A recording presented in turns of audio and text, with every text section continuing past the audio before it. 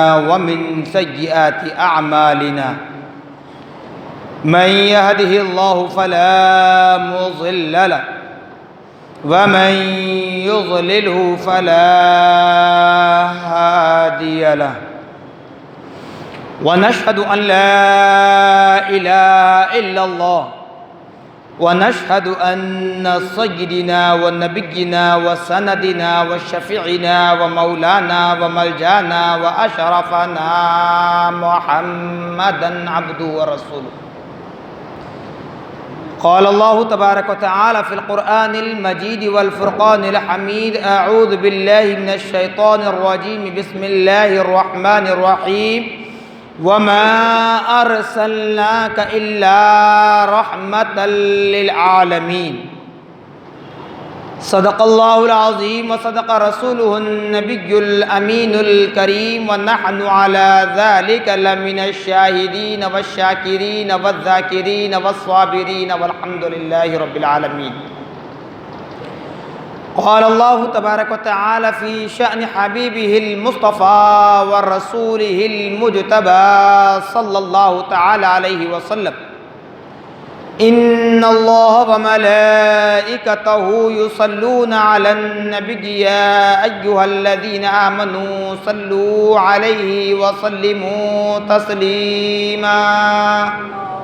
اللهم صل على سيدنا شفيعنا مولانا محمد كما تحب وترضى بأن تصلي عليه صلی اللہ تعالیٰ علیہ وسلم. نبی اور آل نبی پر پھر ایک مرتبہ آواز بلند درود پاک پڑھیں. اللہم صل علی سیدنا شفیعنا مولانا محمد معد الجود والکرم منبع العلم والحلم والحکم وآلہ واصحابہ وبارک وسلم. صلاۃ و سلاما علیک یا رسول اللہ، صلاۃ و سلاما علیک یا حبیب اللہ، صلاۃ و سلاما علیک یا نبی اللہ، صلاۃ و سلاما علیک یا قاسم رزق اللہ، صلاۃ و سلاما علیک یا نور من نور اللہ. صلی اللہ تعالی علیک وعلى آلك وأصحابك وأزواجك وذرياتك وأهل بيتك أجمعين. سبحان ربك رب العزة عما يصفون وسلام على المرسلين والحمد لله رب العالمين. الحمدللہ، تمام تعریفیں اس ذات اقدس کے لیے ہیں جو سارے عالموں کا پروردگار ہے، جس نے ساری کائنات کو پیدا فرمایا اور ساری کائنات کو روزی دے رہا ہے اور میدان محشر کا مالک و مختار ہے. یقیناً اس خدا رب ذوالجلال کا بڑا ہی شکر احسان عظیم ہے کہ اللہ رب العالمین نے ہم اور آپ کو اپنی تمام پیدا کردہ مخلوقات میں انسان بنا کر پیدا فرمایا اور ساتھ ہی ساتھ ہمیں اشرف المخلوقات کے درجے سے بھی سرفراز فرمایا. اللہ جل جلالہ عما نوالہ کا بے پناہ شکر احسان عظیم ہے کہ رب کعبہ نے ہم اور آپ کو اپنے نبی مکرم، رسول محتشم، صاحب لولاک، باعث تخلیق کائنات، فخر موجودات، عرش کے دلہا، عرش کے مہمان، آمنہ کے لال، عبداللہ کے در یتیم، دائی حلیمہ کے گود کے پالے، تاجدار مدینہ حضرت محمد مصطفیٰ احمد مجتبیٰ صلی اللہ تعالی علیہ وسلم کی امت ببرکت میں پیدا ہونے کا اعزاز بخشا. الحمدللہ ثم الحمدللہ، اللہ رب العزت نے ہمیں اس فنا ہونے والی دنیا کی زندگی عطا فرمائی تاکہ ہم اس فنا ہونے والی دنیاوی زندگی میں رہ کر اپنے معبود حقیقی اور رسول مقبول صلی اللہ تعالی علیہ وسلم کی رضا و خوشنودی حاصل کر سکیں. کرم پر کرم، بالائے کرم یہ ہے جو آج کے دن کو ہم جانتے ہیں تو جمعہ کے نام سے، جمعہ کا دن عید المومنین کا دن کہلاتا ہے، مومنین کے لیے عید کا دن کہلاتا ہے. پھر دوسری نعمت ہمیں یہ حاصل ہو رہی ہے کہ آج عید الاعیاد کا دن ہے، عیدوں کی عید۔ چاہے لوگ کچھ بھی اعتراض کریں، کمنٹ کریں، لیکن ہم غلامان مصطفیٰ صلی اللہ علیہ وسلم، ہم اہل سنت والجماعت آج کی دن کو، آج کی تاریخ کو عید الاعیاد ہی کہیں گے۔ کیونکہ اگر یہ عید نہ ہوتی تو نہ دید ہوتی، نہ کوئی اور عید ہوتی۔ عید المومنین، عید الاعیاد، پھر الحمدللہ انشاءاللہ العزیز المستعان و انشاءاللہ رسول بعد نماز جمعہ پھر ہم پیارے آقا محمد الرسول اللہ صلی اللہ تعالی علیہ وسلم کے آثار مبارک کی ہم زیارت سے مشرف ہونے کا موقع اللہ نے ہمیں عنایت فرمایا، اور آج دیر ہو جائے مگر سکون و اطمینان کے ساتھ تشریف رکھیے، کیونکہ نہ جانے پھر آنے والا سال، آنے والا دن، آنے والے دنوں میں یہ موقع ہمیں نصیب ہو یا نہ ہو۔ آج عربی خطبہ بھی جو ہوگا بڑا طویل ہوگا، بڑا طویل ہوگا۔ اپنی نظروں کو گھڑیوں سے ہٹا دو، کیونکہ آج عربی خطبہ وہ پڑھوں جو مدینہ منورہ میں آج کے دن پڑھا جاتا ہے۔ جامعہ نظامیہ کے فاؤنڈر شہزاد فاروق اعظم امام محمد انوار اللہ فاروقی علیہ رحمت رضوان نے جس وقت مدینہ منورہ میں مکمل طور پر رہنے کے ارادے سے گئے تھے، 12 ربیع المنور کے دن مدینہ المنورہ میں مسجد نبوی میں خطبہ میلاد کو آپ نے سماعت فرمایا، تو وہاں سے اس خطبہ میلاد کو لا کر ہمارے شہر حیدرآباد کی تاریخی مکہ مسجد میں اس کا آغاز فرمایا، جس کو میرے مشفق، مربی و مہرباں استاد محترم مصباح القرہ حضرت العلامہ عبداللہ قریشی الازہری علیہ رحمت رضوان مکہ مسجد کے منبر سے وہ خطبہ پڑھا کرتے تھے۔ اتفاقاً آج جمعہ کا دن آ ہی گیا، 12 ربیع الاول کی تاریخ آ ہی گئی، تو میں نے طے کیا کہ آج خطبہ اولیٰ کی جگہ وہی خطبہ اولیٰ، خطبہ میلاد ہم پڑھیں گے۔ یہ ساری چیزیں بتانے کا مقصد یہی ہے کہ ہمیشہ تو ہم فوراً نماز ہوتے ہی نکل جاتے، 2 رکعت فرض پڑھ کر، لیکن آج پورے اطمینان کے ساتھ بیٹھے ہیں، نہ نوکری ہے، نہ دکان ہے، نہ کچھ ہے۔ باہر جا کر وہ جلوسوں میں شور شرابہ کرنے سے، باہر چبوتروں پر بیٹھنے سے بہتر ہوگا کہ آپ اللہ کے گھر میں بیٹھے رہیں، سرکار کے آثار کی زیارت بھی کریں پورے سکون و اطمینان کے ساتھ۔ جہاں تک میری آواز جا رہی ہے وہ اس نیت سے مسجد میں آئیں، آج عید المومنین، عید الاعیاد، پھر خطبہ میلاد، پھر نبی پاک صلی اللہ علیہ وسلم کے آثار مقدسہ کے میں زیارت کرنی ہے، تو اس مقصد کے تحت آئیے۔ جو ہماری دلی جائز تمنائیں ہیں وہ تمام دلی جائز تمناؤں کو لے کر سامنے آئیں اور آثار مبارک کی زیارت کرتے ہوئے گزریں انشاءاللہ العزیز المستعان و انشاء رسول۔ اللہ رب العزت اس دن کے صدقے، اس تاریخ کے صدقے، اس آثار مقدسات کے صدقے اللہ رب العالمین ہماری تمام دلی جائز تمناؤں کو پورا کر دے۔ مقصد یہی ہے، ایک لائن سے آئیں، چلتے رہیں، آواز پکار نہ کریں، پڑھنا ہے درود شریف پڑھیں، یقین ہمارے لیے باعث برکت ہے۔ تو بہرحال اللہ رب العالمین کا بڑا ہی شکر احسان عظیم ہے کہ آج ہمیں اس عظیم دولت سے مالا مال فرما رہا ہے، اس عظیم دن سے نوازا ہے۔ نہ جانے پھر آنے والے سال ہم زندہ رہیں یا نہ رہیں، موقع نصیب ہو یا نہ ہو۔ تو معزز سامعین محترم، جیسے قرآن مقدس میں اللہ رب العالمین نے فرمایا وَمَا أَرْسَلْنَاكَ إِلَّا رَحْمَةً لِّلْعَالَمِينَ، اے محبوب ہم نے آپ کو بھیجا، ہم نے آپ کو بھیجا دنیا میں بھیجا، زمین پر بھیجا، صرف انسان بنا کر نہیں، صرف نبی بنا کر نہیں، بلکہ تمام عالموں کے لیے رحمت بنا کر بھیجا، تمام عالموں کے لیے۔ جتنے عالموں کے مالک خدائے برتر کی ذات ہے، ان تمام عالموں کے لیے رحمت محمد الرسول اللہ صلی اللہ علیہ وسلم کو بنا کر بھیجا۔ اس فنا ہونے والی دنیا میں کم و بیش 1,24,000 انبیاء علیہ السلام اجمعین اس روئے زمین پر جلوہ گر ہوئے۔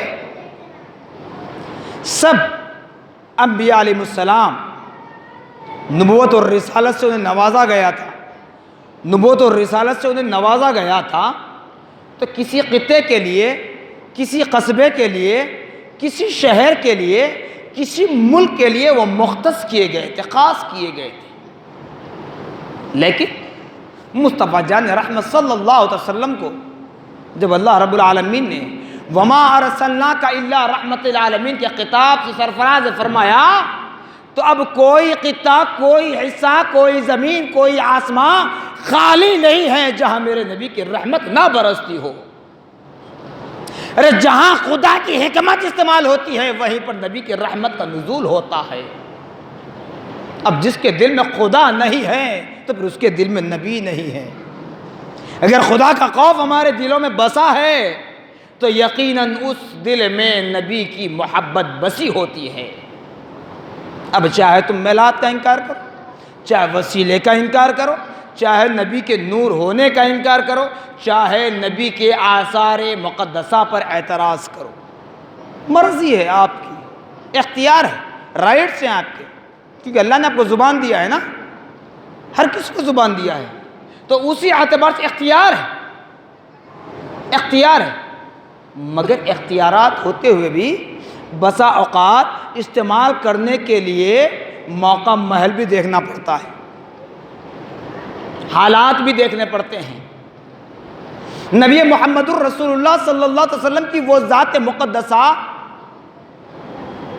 جن کی تعظیم کے لیے فرشتے کھڑے ہوں،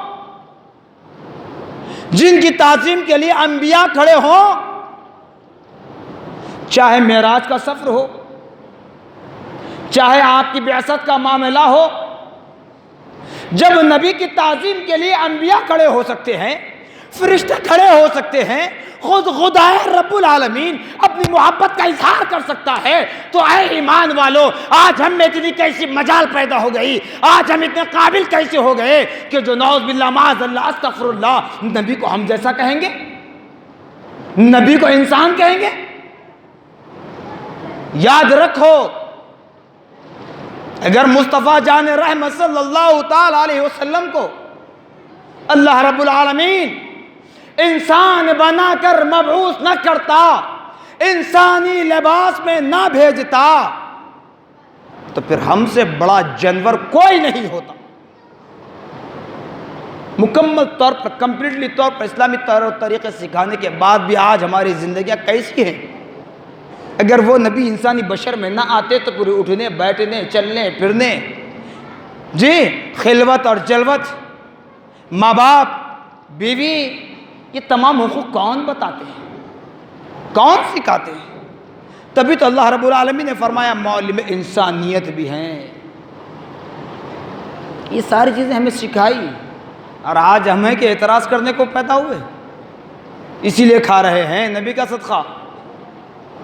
یاد رکھیے، ساری دنیا میں چاہے وہ کون سی بھی کنٹری کیوں نہ ہو، جس کے دل سے نبی کی محبت نکل جائے وہ دنیا کے ظالموں کا شکار بن جاتا ہے، ظلم کا شکار بن جاتا ہے، ظالموں کے منہ کا نوالا بن جاتا ہے۔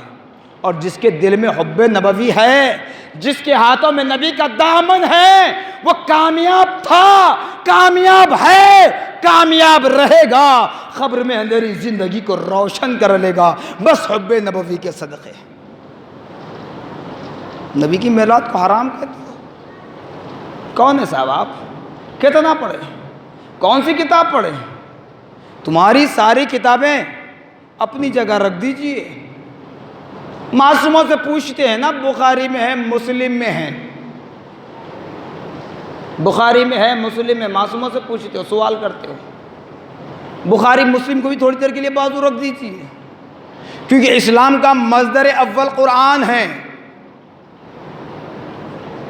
ہم مومن اللہ رب العزت کی ذات مقدسہ کو اکتا جانتے ہیں، وہ ذات مقدسہ جو تمام عالموں میں اپنی وحدانیت کا پرچم لہرایا ہے۔ وہیں پر اللہ رب العالمین کا کلام قرآن مجید جو کلام لم یزل ہے، جس کو کسی میں اتنی طاقت نہیں کہ اس میں کمی زیادتی کر سکے، لیکن نبی محمد الرسول اللہ صلی اللہ علیہ وسلم کی ذات مقدسہ کو ہم خدا سے آگے نہیں لے جاتے، پھر خدا سے جدا بھی نہیں کرتے۔ نبی کی ذات خدا کے ذات سے زیادہ نہیں ہے، نبی کی ذات خدا سے جدا بھی نہیں ہے۔ تو نبی کا قول بخاری ہو کہ مسلم قرآن کے بعد ہے۔ اب یہ نادان کہتے ہیں میلاد منانا شرک ہے، بدعت ہے، حرام ہے۔ میں پوچھتا ہوں کیا تم نے قرآن کو پڑھا ہے؟ اگر پڑھ لیا تو سمجھا ہے، نہیں سمجھا تو سمجھنے کی کوشش کیجیے۔ پوچھتے ہیں نا بخاری میں ہے مسلم میں ہے، بخاری شریف اور مسلم شریف تو کیا؟ میں نے بارہا کہہ دیا، ایک معصوم بچہ بھی آ کر اگر میرے نبی کی تعظیم میں کوئی اچھی بات کہہ دے تو اس کو میں اپنے سر کا تاج بنا لوں گا۔ بخاری مسلم تو اپنی جگہ ہے، بخاری مسلم یہ تو اپنی جگہ ہے۔ ارے خود خدا کا کلام قرآن مجید میرے نبی کا اوڑھنا بتا رہا ہے، قرآن میرے نبی کا چلنا بتا رہا ہے، قرآن میرے نبی کے زلف کی قسم کھا کر بتا رہا ہے، قرآن میرے نبی کے چہرے کی قسم کھا کر بتا رہا ہے۔ وہ یاد نہیں آتا؟ اگر نبی کی میلاد سے انکار ہے، چیڑ ہے، تکلیف ہے، چبھن ہے، تو آج پھر کہہ رہا ہوں، اب تک کہہ رہا تھا، آج بھی کہوں گا، اللہ کے گھر میں منبر رسول کے پاس کھڑے رہ کر اور جب دائیں جانب پلٹوں تو میرے نبی کے آثار رکھے ہوئے ہیں۔ بڑی ذمہ داری کے ساتھ کہتا ہوں، اگر نبی محمد الرسول اللہ کی میلاد منانے سے انکار کرتے ہو، انکار کر لو، اختیار ہے، مرضی ہے، آپشن دیا گیا ہے، رائٹس دیے گئے ہیں، لیکن یاد رکھنا اس زمین کو چھوڑ کر چلے جاؤ۔ میرے نبی کا میلاد اگر منانے سے انکار کرتے ہو، میرے نبی کے علم غیب پر اعتراض ہو، میرے نبی کو نور نہیں ماننا چاہتے، میرے نبی کے وسیلے کے قائل نہیں ہیں، میرے نبی کے آثار مقدسہ پر تمہارے کمنٹس ہوتے ہیں، برے کمنٹس ہوتے ہیں، اعتراضات ہوتے ہیں، تو تمہیں آج میں چیلنج کر کے کہتا ہوں، چاہے میری گردن چلی جائے مجھے پرواہ نہیں ہے، میرا خون بہہ جائے مجھے پرواہ نہیں ہے، لیکن اے نادانو، اگر نبی کے میلاد سے انکار کرتے ہو تو اس زمین کو چھوڑ کر جاؤ، اس آسمان کو چھوڑ کر جاؤ، اس سورج کو چھوڑ کر جاؤ، اس چاند کو چھوڑ کر جاؤ، جہاں زندگی بسر کرنا ہے وہاں جا کر جو کہنا ہے کہہ لو۔ کیوں؟ جس وقت میرے نبی کی ولادت بسعادت ہوئی، دراصل حقیقتاً جب اللہ رب العالمین نے اپنے ذاتی نور سے نبی محمد الرسول اللہ صلی اللہ علیہ وسلم کے نور کو پیدا فرمایا، اس وقت نہ زمین تھی نہ آسمان تھا، نہ زمین تھی نہ آسمان تھا، نہ جنت تھی نہ دوزخ، نہ شجر تھے نہ حجر، نہ سمندر تھا نہ پہاڑ۔ ارے حد تو یہ ہے لوح و قلم بھی نہیں تھا، حد تو یہ ہے کہ لوح و قلم بھی نہیں تھا جس پر ساری کائنات کی تقدیر لکھی گئی ہے۔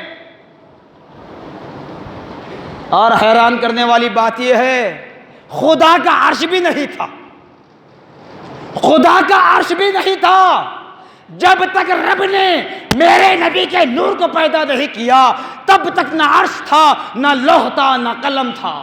تب پھر تم اور ہمارا وجود ہی کیا ہے؟ تم اور ہم کون؟ آج اس نبی کی شان میں بے ادبی کرنے کے لیے پیدا ہوئے ہیں۔ کہ بنے کیسے؟ تو رب نے فرمایا میں اپنے آپ کو ظاہر کرنا چاہتا تھا، میں میری اکتائیت کو بتانا چاہتا تھا، میں میری قدرت کاملہ کو بتانا چاہتا تھا، میں راز کے پردوں کو اٹھانا چاہتا تھا، میں اپنی ربوبیت کو ظاہر کرنا چاہتا تھا۔ اس لیے میرے نور سے نبی کے نور کو پیدا کیا، نبی کے نور کو پیدا کیا۔ اب سن لیے اتنی ساری باتیں، اس کے بعد آپ سے کہتے ارے آپ کے مولانا جمعہ میں بہت بول رہے تھے، ابھی کچھ نہیں بولا، بولتے بولتے ہوئے میری روح قبض ہو جائے گی تب بھی میرا بولنا ختم نہیں ہوگا۔ بس چلے خدا کا حکم ہو تو کفن میں رہ کر بھی نبی پر درود پڑھوں گا، کفن میں رہ کر بھی نبی کی میلاد کا ذکر کروں گا۔ بس چلے خدا کی قدرت کاملہ اگر میرا ساتھ دے، خدا کی اجازت ہو تو قبر میں رہ کر بھی نبی کی میلاد کا پرچم لہراؤں گا۔ یہ تو کچھ نہیں ہے۔ اس کے بعد پھر اعتراض کریں گے، آپ کے مولانا کہہ رہے تھے نبی جب سب سے پہلے پیدا ہوئے تو پھر 63 سال کی عمر کیسے، 63 ایئرز کی ایج کیسے؟ اس کو سمجھنے کی ضرورت ہے۔ میں نے کیا کہا؟ نور، نور ذاتی نور ہے خدا کا، اس نور سے اللہ نے اپنے نبی کے نور کو پیدا فرمایا، پھر اس نور کے حصے کر کے ایک ایک حصہ بناتا گیا، بناتا گیا، بناتا گیا، دنیا بنی، دنیا بنی۔ اس کے بعد آپ کا اور ہمارا وجود بخشا گیا، آپ کا اور ہمارا وجود آیا۔ تو اب نبی محمد الرسول اللہ صلی اللہ تعالی علیہ وسلم کے اگر قائل نہیں ہے تو زمین و آسمان چھوڑو اور چلے جاؤ، کون سی زمین کون سا آسمان ہے ہم بھی دیکھیں گے۔ کیونکہ جب نبی کی بعثت ہو رہی تھی زمین بھی فرط مسرت میں مچل رہی تھی۔ بتایا جاتا ہے کہ زمین فرط مسرت میں آسمان سے مخاطب تھی کہ آج میری پشت پر آمینہ کا لال آ رہا ہے، آج میری پشت پر آمینہ کا لال آ رہا ہے۔ تب آسمان نے کہا اے زمین تو مچل رہی ہے کہ تیری آغوش میں تیری پشت پر آمینہ کا لال آ رہا ہے، لیکن میں اس منظر کو بھی ملاحظہ کیا جب میرے رب نے نبی کے نور کو پیدا کیا تھا۔ شجر و حجر بھی تھی، سب شاہد ہیں، اس کے بعد بھی انکار کرو گے؟ کہو گے پہلے آئے تھے تو پھر آخر میں کیوں آئے؟ 63 سال کی زندگی کیسے، 63 ایئرز کیسے؟ بتا دیتا ہوں، بتا دیتا ہوں۔ حضور مولائی سیدی بانی جامع نظامی علیہ رحمت رضوان جہاں پر آپ نے نثر لکھی وہیں پر نظم بھی تحریر فرمائی، اور آپ نے ایسے اشعار لکھے بس 2 مصروں میں، صرف 2 مصروں میں سینکڑوں نہیں ہزاروں صفحات کا محاصرہ کر لیا۔ جیسے کہتے ہیں کہ سمندر کو کوزے میں بسانا۔ خواجہ اجمیری نے اپنے غلام کو بھیج کر انا ساگر کے پانی کو ایک کاسے میں سمو دیا تھا، تو ویسے ہی امام انوار اللہ فاروقی علیہ رحمت الرضوان نے بھی دکن کی سرزمین پر بحکم نبی جب مدینہ منورہ سے آئے تو آپ نے ایسے اعمال کے اختیار کیا کہ جہاں سمندر آ کے کوزے میں بسا جا رہا ہے۔ تحریر فرماتے ہیں پس وہ نور پاک رب العالمی پیدا ہوئے، پس وہ نور پاک رب العالمی پیدا ہوئے، مبدأ کونین ختم المرسلین پیدا ہوئے۔ نور پاک رب العالمین آپ نے بتلا دیا، یہ نور اپنے منہ سے کہلوایا نور نہیں ہے، جیسے ہم اپنی جھوٹی عزت کے لیے کہتے ہیں نا، میں فلاں ہوں، میں فلاں ہوں. نبی نے نہیں کہا. نبی نے کہا کیا؟ میں خدا کا نور ہوں. تو بانی جامعہ کیا فرما رہا ہے؟ پس وہ نور پاک رب العالمین پیدا ہوئے، تمام عالموں کے پروردگار کا نور بن کر وہ آئے ہیں. مبدأ کونین ختم المرسلین پیدا ہوئے. مبدأ کونین، کائنات کی ابتدا، والد بزرگوار حضرت آدم علیہ نبی علیہ الصلوۃ والسلام سے لے کر آج تک اور کل صبح قیامت تک. مبدأ کونین، کائنات کی ابتدا بھی وہی ذات نور محمدی صلی اللہ علیہ وسلم ختم المرسلین پیدا ہوئے. جب آپ ظاہری اعتبار سے اس روئے زمین پر جلوہ گر ہوئے، حضرت آمنہ رضی اللہ عنہا کے شکم مبارکہ سے تولد ہوئے، انبیاء و رسول کا سلسلہ ختم کر دیا گیا. اب اس کے اوپر کتنی کتابیں ہم پڑھتے ہیں، کتنا لکھتے ہیں، لیکن اللہ والوں کا مقام دیکھیے، بس ایک سے دو جملوں کے اندر ساری چیزوں کو سمیٹ لیتے ہیں. جان عالم قبلہ اہل یقین پیدا ہوئے. جان عالم قبلہ اہل یقین پیدا ہوئے. شکر ایزد رحمت للعالمین پیدا ہوئے. جان عالم سارے عالموں کی جان ہے. جہاں جہاں خدا کی قدرت کام کرتی ہے وہاں وہاں مصطفیٰ کی رحمت کام کرتی ہے. جان عالم سمجھ میں آ گیا. لیکن قبلہ اہل یقین پیدا ہوئے. قبلہ اہل یقین کا مطلب کیا ہے؟ قبلہ اہل یقین کا مطلب کیا ہے؟ اس لیے میں نے کہا نا، میں کوئی بڑا عالم تو نہیں ہوں، لیکن جامعہ نظامیہ سے جو علم کی بھیک ملی ہے، اس بھیک کا واسطہ حق گوئی کے لیے پیچھے نہیں ہٹوں گا، چاہے کوئی ناراض ہو جائے. پرواہ نہیں ہے. پرواہ ہے تو خدا اس کے رسول کی رضا کی پرواہ ہے. قبلہ اہل یقین کا مطلب، ہم نماز پڑھتے ہیں، قبلے کی طرف منہ کرتے ہیں، تب کہتے ہیں نہ، پوچھتے ہیں معصوموں سے، میلاد منانا کہاں ہے؟ صحابہ نے منایا تھا کیا؟ ارے بابا یہ بتاؤ، مولانا بڑے بڑے فتوے دیتے ہیں آپ، یہ بتائیے قبلہ کون سا تھا، کون سا ہے؟ بدلا تو کیوں بدلا؟ کس نے بدلایا؟ بتاؤ، اس کا جواب دو، پھر پوچھنا میلاد کس نے منایا. تم صحابہ کے دور کی بات کر رہے ہیں، ہم تو وہاں لے جا کر پہنچائیں گے جہاں اچھے اچھے آ کر گھٹنے نہیں، سر کے بل لیٹ جائیں گے. سر کے بل لیٹ جائیں گے، جھکیں گے نہیں. وہاں لے جا کر بٹھا کر بتائیں گے میلاد کس نے منائی تھی. بتاؤں گا، ضرور بتاؤں گا. قبلہ اہل یقین پیدا ہوئے. معلوم ہوا بانی جامعہ نظامیہ رحمہ بتا رہے ہیں قبلہ اہل یقین پیدا ہوئے تو قبلے کا یقین دلانے والی ذات محمد الرسول اللہ صلی اللہ علیہ وسلم. قبلہ ادھر تھا، قبلہ اس جانب تھا.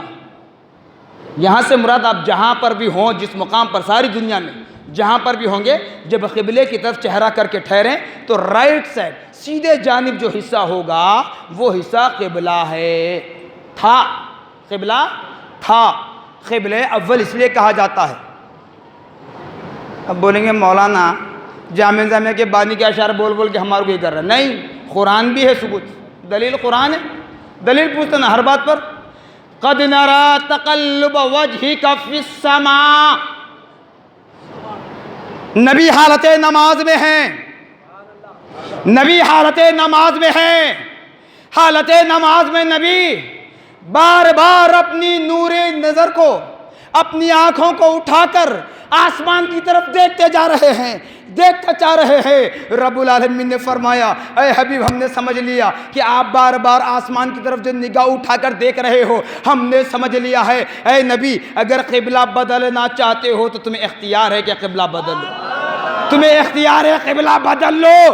چاہے اب نبی ادھر پلٹیں یا ادھر پلٹیں یا ادھر پلٹیں، جس جانب پلٹیں وہی قبلہ ہوگا. لیکن نبی نے ادھر پلٹا، حالت نماز میں پلٹا. کب؟ حالت نماز میں، نماز مکمل کر کے دوسری نماز کی نیت کرتے وقت نہیں پلٹا، حالت نماز میں پلٹا۔ اور یہاں تک بتلایا جاتا ہے صحابہ آپ کی اتباع میں نماز ادا کر رہے تھے، صحابہ آپ کی اتباع میں نماز ادا کر رہے تھے، تب صحابہ نے نبی کو دیکھا، جیسے ہی نبی نے قبلے سے اپنا رخ پھیر لیا ہے، تو دیکھنے سے مراد آنکھ اٹھا کر نہیں دیکھا، جب کہتے کہتے کسی کی آواز میں تھوڑی سی تبدیلی آتی ہے تو معلوم ہوتا ہے کہ اس کا چہرہ پھر گیا ہے، اس کا چہرہ پھر گیا ہے۔ تو نبی حالت نماز میں قبلہ بدل لیے، جیسے آواز کے پھرنے کی سکت کو صحابہ نے محسوس کیا، اس وقت صحابہ نے بھی حالت نماز میں اتباع نبی میں اپنے قبلے کو بدل لیا۔ جان عالم قبلہ اہل یقین پیدا ہوئے۔ شکر عزت، ارے خدا کا شکر ادا کرو، خدا کا شکر ادا کرو، وہ رحمت للعالمین بن کر پیدا ہوئے۔ ورنہ اگر وہ نبی اپنی زبان نبوت سے ایک کلمہ بھی ادا کرتے، خدا کا عرش کانپنے لگ جاتا اور فی الفور خدا نبی کی بات کو تسلیم کرتا۔ شکر عزت کیوں کہا بانی جامعہ نے؟ اس لیے کہ شکر کرو، نبی بدعا دینے کے لیے نہیں آئے، رحمت بن کر آئے، رحمت بن کر آئے۔ تو آئیے پھر اس جانب آتا ہوں، وقت ہو رہا ہے، پھر آپ بے چینی کا انتظار نہ کریں۔ پہلے آئے تھے تو آخر میں کیسے آئے؟ وہی بات چل رہی تھی نا۔ حضرت آدم علیہ نبینا علیہ السلام کا جب مجسمہ بنا، اسٹیچو، کس نے بنایا؟ رب نے، لیکن رب نے فرشتوں کے ذریعے بنوایا، رب نے فرشتوں کے ذریعے بنوایا۔ جب وہ مجسمہ کمپلیٹ ہوا، تکمیل کو پایا، فرشتوں نے اللہ کے حضور میں عرض کی، مولا تیرے حکم پر ہم نے یہ مجسمہ تو بنا دیا ہے۔ من گھڑت بات کہانی نہیں، لیجئے قرآن شریف۔ وَإِذْ قُلْنَا لِلْمَلَائِكَةِ اسْجُدُوا لِآدَمَ فَسَجَدُوا، جب فرشتوں کو کہا اللہ نے، اے فرشتوں کام ہو گیا، اب سجدہ کرو، اب سجدہ کرو۔ بنانے کا حکم بھی رب نے دیا، بنانے کا حکم بھی رب نے دیا۔ اب آدم علیہ السلام کے اس مجسمے کو سجدہ کروا رہا ہے خدا، کرنے والے فرشتے، آپ اور ہم نہیں تھے، حجتی، دلیل دلیل دلیل پوچھنے والے، جو دلیل پوچھتے پوچھتے دلیل ہوتے جا رہے ہیں اور ہوتے رہیں گے۔ فرشتوں نے حتیٰ یہ کہ یہ بھی نہیں کہا، مولا، آج جیسے نادان کہتے پھر رہے نہیں، بازاروں میں، گلی کوچوں میں، چار دیواری کے اندر کیمرے کے سامنے بیٹھ گئے، کلپ بنا دیے، ڈال دیے سوشل میڈیا پر۔ فرشتوں نے یہ نہیں کہا، مولا اس مجسمے کو تو ہم نے اپنے ہاتھوں سے بنایا ہے، مولا اس مجسمے کو تو ہم نے اپنے ہاتھوں سے بنایا ہے، اس کی حقیقت ہمیں معلوم ہے، اس کی اصلیت ہمیں معلوم ہے، پانی اور مٹی سے ہی تو ہم نے بنایا ہے، مولا اتنا سب کچھ کرنے کے بعد پھر ہم اس پتلے کے سامنے سجدہ کریں؟ فرشتوں نے نہیں کہا، کیونکہ خدا کے حکم کی فرما برداری کرنا ہے۔ فرشتے سجدہ ریز ہو گئے، سجدہ ریز ہو گئے۔ حکم آیا وَإِذْ قُلْنَا لِلْمَلَائِكَةِ اسْجُدُوا لِآدَمَ فَسَجَدُوا، سارے فرشتے اس آدم کے مجسمے پر سجدہ ریز ہو گئے۔ رکا کون؟ اللہ ابلیس، ابلیس نے منع کیا، کہا کہ میں آگ سے بنایا گیا ہوں، وہ پانی اور مٹی سے بنایا گیا ہے، آگ پانی اور مٹی سے کئی گنا زیادہ افضل ترین ہوتا ہے، تو میں اعلیٰ ہو کے ادنا کے سامنے کیوں جھکوں؟ ابھی مفتی صاحبان بیٹھ کر جو فتویٰ دیتے ہیں نعوذ باللہ میلاد کو حرام کہتے ہیں، اب ان کو بتائیے، ابلیس نے کبھی خدا ہونے کا دعویٰ نہیں کیا، ابلیس نے کبھی نبی ہونے کا دعویٰ نہیں کیا، ابلیس نے کبھی کوئی اور مقام کا دعویٰ نہیں کیا۔ ابلیس کیا تھا؟ فرشتوں کا ٹیچر تھا، فرشتوں کو پڑھاتا تھا۔ دیوار کو جیسے ہم ٹیک لگا کر بیٹھتے ہیں، اس طرح ابلیس عرش الہی کو ٹیک لگا کر بیٹھتا۔ 60-100 سال عبادت کیا، 60-100 سال، مگر ہوا کیا؟ تکبر، انانیت آئی، حضرت آدم کو سجدہ کرنے سے منہ پھیر لیا تو آج تک ذلیل ہو رہا ہے۔ اللہ نے تبھی دھتکار دیا اور آج تک ذلیل ہو رہا ہے، قیامت تک بھی ذلیل ہوتا رہے گا۔ تو اب میلاد کا انکار کرنا، نبی کے وسیلے کا انکار کرنا، نبی کے نور ہونے کا انکار کرنا، نبی کے علم غیب کا انکار کرنا، نبی کے آثار مقدسہ پر اعتراضات کرنا، یہ پھر کیا ہے؟ یہ اسی کی نسل ہے، اسی نسل کی بولی ہے۔ اسی لیے نبی نے کیا فرمایا؟ شیطان ہر شخص کے بھیس کو اختیار کر سکتا ہے، اولیاء، شہداء، صحابہ سب کے بھیس کو اختیار کر سکتا ہے، لیکن اللہ نے مجھے ایسا پاک و صاف بنایا ہے کہ زندگی ساری رہتی دنیا تک وہ میرے جسم کا تو کیا، میرے ناخن، میرے بال کے برابر کا سایہ بھی اختیار نہیں کر سکتا۔ نبی نے، اللہ نے مجھے ایسا بنایا ہے۔ اب اس کے بعد بھی انکار کرو گے تو بھی بتا دیتا ہوں۔ حضرت آدم علیہ السلام کو جب سجدہ کیا گیا، اللہ نے فرمایا اے فرشتو اس مجسمے کے اندر روح ڈالی جائے، روح پھونکی جائے۔ فرشتوں نے بحکم خداوندی روح پھونک دی، روح اندر گئی، فوراً باہر نکل کر آ گئی، فوراً باہر آ گئی۔ کہنے لگی کہاں بھیج رہے ہو جناب، مجھے کہاں بھیج رہے ہو؟ جہاں بالکل اندھیرا ہی اندھیرا نظر آ رہا ہے، کچھ اجالا نظر نہیں آتا، میں رہ نہیں سکتی۔ فرشتے بڑے تعجب میں ہو گئے، رب کی بارگاہ میں کہنے لگے الہ العالمین، ہم نے تیرے حکم کی تو فرما برداری کی ہے، لیکن روح باہر آ کر اپنی زبان حال سے کہہ رہی ہے کہ اس اندھیری کوٹری کے اندر میں کیسے رہوں۔ اب تھوڑی دیر کے لیے لائٹ ہماری بند ہو جائے، ابھی تو دن کا اجالا ہے، فین رک جاتا ہے، ہم کتنے وحشت میں آ جاتے ہیں نا، کتنی تکلیف ہوتی ہے۔ اب مؤذن صاحب فین کھولنا بھول گئے تو ان کے اوپر تن جاتے ہیں، مؤذن صاحب فین ڈالو، تو خبر میں کیا کرو گے؟ تو یہ میلاد وہی ہے، یہ ذکر رسول وہی ہے جو تمہاری اندھیری قبروں میں اجالا کرنے والا ہے۔ جب روح باہر آئی تو اللہ پاک نے فرمایا فرشتوں سے ذرا رک جاؤ، ذرا رک جاؤ۔ جب اللہ نے اپنے دست غیب کو حضرت آدم علیہ نبیین علیہ السلام کی پشت پر رکھا اور فرشتوں سے کہا دوبارہ روح پھونک دی جائے، فرشتوں نے دوبارہ روح پھونک دیا۔ اب روح اندر ایسی چلی گئی کہ باہر آنے کے لیے تیار نہیں، اس وقت تک جب تک کہ ملک الموت نہ آئے، جب تک ملک الموت نہ آئے تب تک روح باہر آنے کے لیے تیار نہیں ہے۔ روح اب اندر چلی گئی، کیوں صاحب؟ کیا تھا اس دست غیب میں؟ کیا تھا؟ کچھ نہیں تھا، وہ نور، نور محمدی صلی اللہ علیہ وسلم تھا، وہ نور، نور محمدی تھا۔ آدم کی پشت میں رکھا تو روح اندر چلی گئی اور ایک کائنات کو وجود بخشا گیا۔ وہ نور حضرت نوح کی پشت میں تھا، آپ کی کشتی جودیے پہاڑ پر آئی۔ وہ نور حضرت ابراہیم کی پشت میں تھا، آگ جلا نہ سکی۔ وہ نور حضرت اسماعیل کی پشت میں تھا، چھری نے گلا کاٹ نہ سکا۔ وہ نور موسیٰ کی پشت میں تھا، فرعون نے پیچھا چھوڑ دیا بلکہ غرق ہوا۔ غرق ہوتے وقت نعرہ بلند کیا آمنتو بربی موسیٰ و ہارون، قرآن میں ہے۔ ابھی کوئی حدیث پیش نہیں کرا میرے بھائی، کیونکہ حدیث کا انکار کر کے گناہ گار کیوں ہوتے؟ اگر قرآن کا انکار کرنا ہے تو کیفر کردار تک تو پہنچ جاؤ، ایک رزلٹ کوئی مل جانا نا۔ انکار کرنا تو اب کر لو، اس لیے قرآن ہی بتا رہا ہوں۔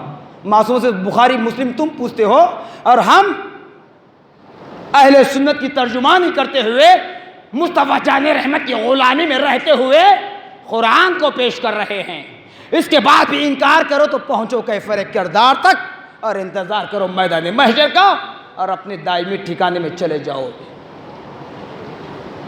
وہ نور حضرت عیسیٰ کی پشت میں تھا، مردوں کو زندہ کرنے کا سلیقہ، وہی نور ہے۔ اب اتنا سب سننے کے بعد بھی اگر پھر پوچھتے ہو جب پہلے تھے تو آخر میں کیسے آئے؟ غالباً آج سے 3-4 سال پہلے بول چکا ہوں، پھر ایک بار وہ بات کہہ دیتا ہوں، مثال آسان سی مثال ہے۔ نبی پہلے تھے تو پھر آخر میں کیسے آئے؟ آپ کوئی درخت اگانا چاہتے ہیں، کوئی درخت اگانا چاہتے ہیں تو کیا کرو گے؟ زمین کو کھودو گے، کھاد ڈالو گے، پھر وہ بیج ڈالو گے، پھر اس کی غذا پانی سب کچھ ڈالتے جاؤ گے، ٹھیک ہے؟ اور جو بیج ڈالیں گے وہی پودا اٹھے گا نا۔ انگور کی بیج ڈالے تو سیب ہوتا کیا؟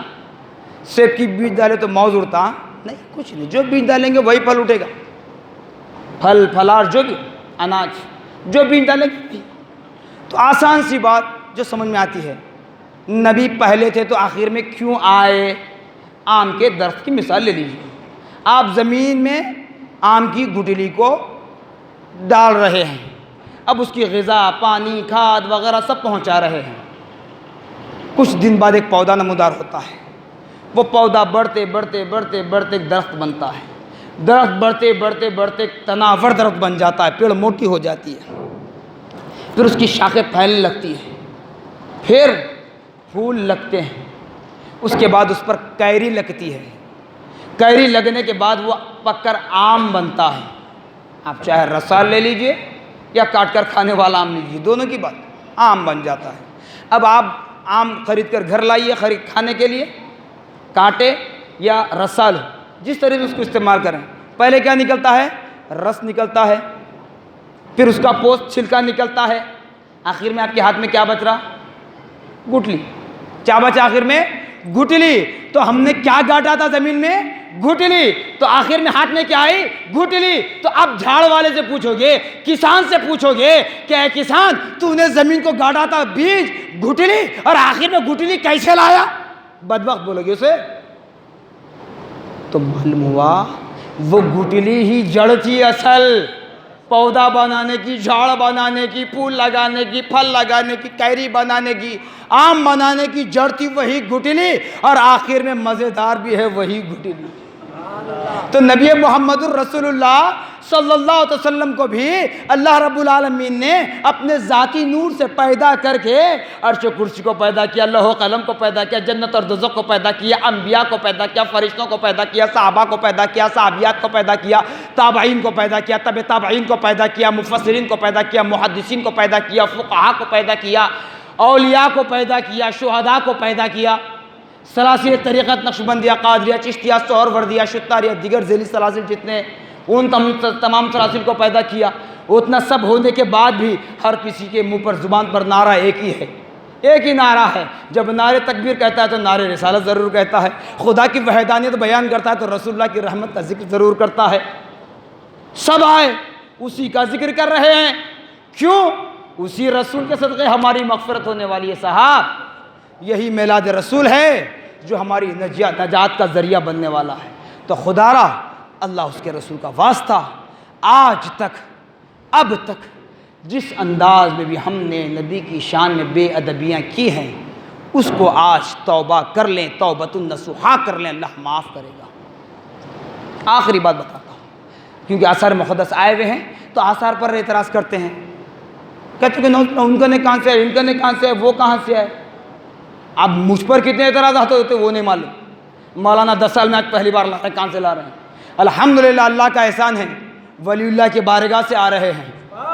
سجادہ نشین کے سامنے میں نے جب درخواست کی، الفاظ ان کے کہ آج تک میں نے اپنی خانقاہ سے باہر اس آثار مقدسہ کو نہیں نکالا، تب کہ میرے مریدین کتنا کہتے میں نہیں نکالا، لیکن مولانا جب آپ کہتے ہیں تو میں بڑی خوشی کے ساتھ آپ کے حوالے کرتا ہوں۔ یہ آثار ہے، یہ مقدس ہے، اور کہتے کہاں سے آئے، کیا ہے؟ ہاں بال ہوتے کیا، وہ ہوتے کیا، ایسے کرتے۔ آپ کے سر کے بال نکال کر جناب ایک شیشی میں موم میں جیسا بھی آثار مقدسہ رکھتے ہیں، اس طرح رکھ کر 1 سال تک رکھ کے دیکھیے، آج رکھیے پھر آنے والے سال 12 ربیع الاول کو نکالیے۔ اگر صحیح سالم ہیں، ان بالوں سے اور بھی شاخیں پھوٹ رہی ہیں، تر و تازہ ہیں، خوشبو مہکاتے ہیں، تو میں تمہارا غلام بن جاؤں گا، میری نسلوں کو تمہارا غلام بنا دوں گا۔ بتاؤ، ارے تمہاری ماں کھانا پکا رہی ہے، اگر کھانے میں بال آ جائے تو ماں پر گالی گلوچ کرتے ہو نا؟ وہ ماں جس کے قدموں تلے جنت بتائی گئی، اس ماں کا بال اگر کھانے میں آ جائے، تمہاری شریک حیات کا بال کھانے میں آ جائے، غضبناک ہو جاتے ہیں، گالی گلوچ کرتے ہیں، نہ جانے کیا کیا کرتے ہیں۔ لیکن نبی کے آثار ہیں، یقیناً نبی کے آثار ہیں۔ کہاں سے آئے، کیسے آئے؟ تو پھر صحابہ کی زندگیوں کو پڑھیے، معلوم ہوگا نبی پاک صلی اللہ تعالی وسلم جب اپنے سر پر حلق کرواتے، بال نکلواتے، تو صحابہ ایک بال کو بھی نیچے گرنے نہ دیتے، اس کو اٹھا لیتے۔ ارے بال تو اپنی جگہ ہے۔ جب میرے نبی پاک صلی اللہ علیہ وسلم وضو فرماتے، منہ دھونے کے لیے بیٹھتے، کلی کرتے، منہ میں سے گرنے والے پانی کو نیچے زمین پر جانے نہ دیتے۔ ناک صاف کرتے تو اس کو بھی صحابہ زمین پر گرنے نہ دیتے، یہاں تک کہ زمین چیخ پکار کر کہتی کہ اے نبی کے عاشقوں، اے نبی کے دیوانوں، کبھی تو مجھے بھی موقع دو تاکہ میں نبی کے لعاب دہن کو اپنے سینے میں پیوست کر لوں۔ زمین چیخ کر پکار کر کہتی۔ یہ صحابہ کا عمل تھا۔ پوچھتے ان صحابہ کی بات، ارے یہاں تک، یہ تو آثار مقدسہ ہیں، یہاں تک جب نبی حاجت سے فارغ ہوتے وہ بھی زمین پر صحابہ جانے نہ دیتے۔ یہ کوئی سمجھتا نہیں، یہ کوئی کسی کے بس میں سمجھ میں نہ آنے والی بات نہیں ہے، لیکن اس بات کو ذہن میں رکھ لیں، سمجھ میں آئے گا قبر میں، سمجھ میں آئے گا میدان محشر میں۔ سمجھے گا اس وقت کوئی نہیں، بس یہی تانا دیں گے مولانا کیا کیا بول دیتے نہیں معلوم، مگر ہر چیز قرآن سے دے رہا ہوں صاحب، قرآن پورا مکمل پڑھیے تو معلوم ہوگا قرآن کیا ہے۔ قرآن میرے نبی کی زندگی کو، حیات طیبہ کو بیان کر رہا ہے۔ تو خدا را نبی پاک صلی اللہ علیہ وسلم کے آثار پر بھی اعتراض نہ کریں۔ الحمدللہ آج ہمیں زیارت کا موقع مل رہا ہے۔ آپ سے مؤدبانہ التماس کرتا ہوں کہ بس لائن بنا کر آئیں، زیارت کرتے جائیں، اور اس بات کو اچھی طرح ذہن میں بٹھا لیں، کوئی چندہ مانگنے، کوئی نذرانہ لینے کے لیے میں تمہارے پاس یہ آثار مقدسہ نہیں لایا ہوں، اللہ اس کا رسول حاضر و ناظر